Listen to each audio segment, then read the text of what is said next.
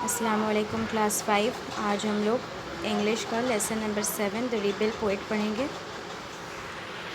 आप लोग अपने इंग्लिश बुक से पेज नंबर 75 फॉलो कीजिएगा। Let's begin. We shall overcome, we shall overcome, we shall overcome someday. O deep in my heart I do believe we shall overcome someday. ये 5 lines का poem है। इसमें बताया गया है कि हम लोग एक न एक दिन ज़रूर इस परेशानी से उभरेंगे, इस परेशानी से बाहर निकलेंगे।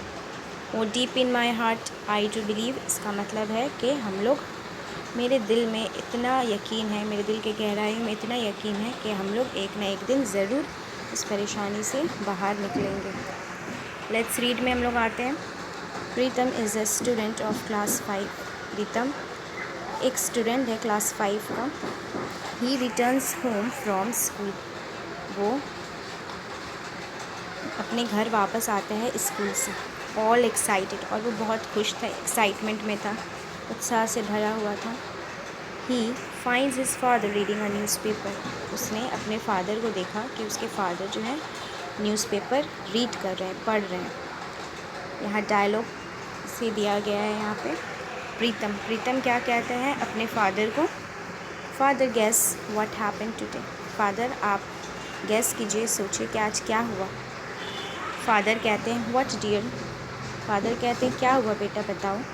प्रीतम कहता है our teacher has asked us to sing a patriotic song on the Republic Day. Republic Day क्या होता है? रिपब्लिक डे 26 जनवरी को हम लोग मनाते हैं, उसे रिपब्लिक डे कहते हैं। तो उस दिन उसके स्कूल में, प्रीतम के स्कूल में रिपब्लिक डे पे फंक्शन था। तो उसकी टीचर ने उन सारे स्टूडेंट्स को एक देशभक्ति वाला सॉन्ग गाने के लिए कहा था। तो फादर कहते हैं which song are you going to sing son, वो कहते हैं बेटा तुम कौन सा गाना गाने वाले हो? तो प्रीतम कहता है ma'am suggested that we should sing Karar Oi लोहा कौपुत। तो प्रीतम कहता है कि मैम ने हम लोगों को सजेस्ट किया है, मशवरा किया है कि हम लोग ये वाला सॉन्ग गाएं, करार ओई लोहा कौपुत। तो फादर कहते हैं do you know who has written the song Pritam, father कहते हैं क्या तुम्हें पता है कि सॉन्ग किसने लिखा है प्रीतम? उसके बाद प्रीतम कहता है नो फादर, नहीं मुझे नहीं पता। तो फादर कहते हैं he is our great poet Kazi Nazrul Islam, the author of the famous poem विद्रोही।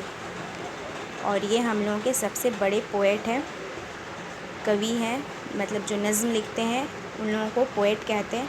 काजी नज़रुल इस्लाम हम लोगों के बहुत ही बड़े पोएट हैं जिनका नाम काजी नज़रुल इस्लाम है, और ये एक मशहूर पोएम के भी लेखक हैं, यानी उन्होंने लिखा है, और वो पोएम का नाम क्या है? विद्रोही।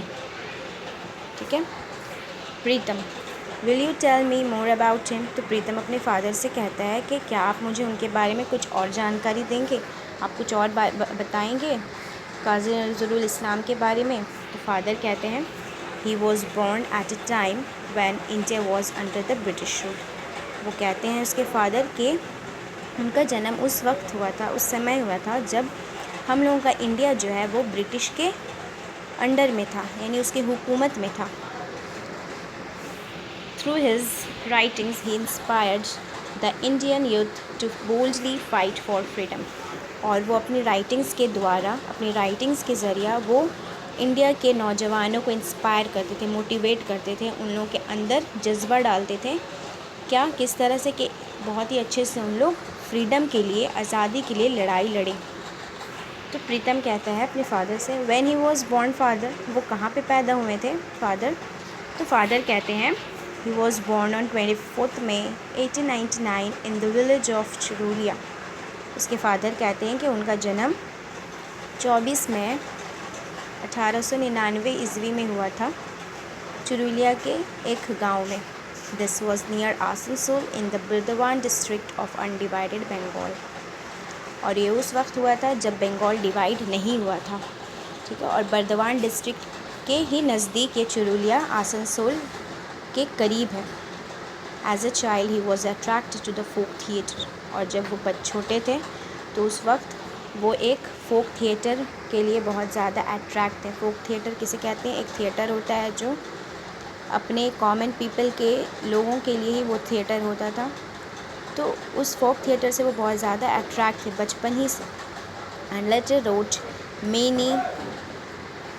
Road many folk plays like Data Karna and कवि कालिदास, और उसके बाद उन्होंने बहुत सारा फोक प्लेज लिखा। ठीक है, क्या क्या प्लेज लिखा उन्होंने? दाता कर्ण एंड कवि कालिदास, ये सारा प्लेज लिखा। फोक का मैंने बताया अभी आप लोगों को कि जो अपने कंट्री के लिए होता है, अपने कंट्री के लिए लिखता है, उस तरह का प्लेस वो उन्होंने किया था।